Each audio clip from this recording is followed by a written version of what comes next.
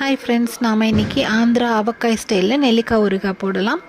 நான் ஒரு 1/2 கிலோ நெல்லிக்காவை எடுத்து குக்கரில் ஆவியில் வச்சேன். இட்லி குக்கரில் ஒரு 10-15 நிமிஷம் ஆவியில் வேக வச்சுட்டு எடுத்து கொட்டை தனியாக நெல்லிக்காய் தனியாக எடுத்து இந்த மாதிரி ஒரு பிளேட்டில் ஆற வச்சுருங்க. ஃபேன் கீழே 10-15 நிமிஷம். இது 4 கப் நெல்லிக்காய் எனக்கு கிடச்சிது. அதுக்கு 1/2 கப் உப்பு, 1/2 கப் காரம், மஞ்சப்பொடி, பெருங்காயம் போட்டேன். அதோட வெந்தயமும் கடுகும் பவுடர் பண்ணி போடணும்.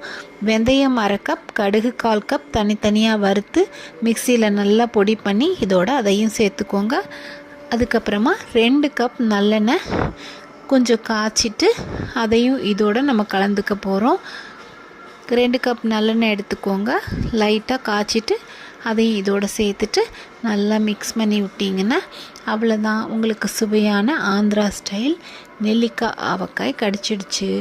லைக், ஷேர், சப்ஸ்கிரைப் பண்ணுங்கள். இந்த மாதிரியான ஆந்திரா ரெசிபிக்கு என்னோடய சேனல்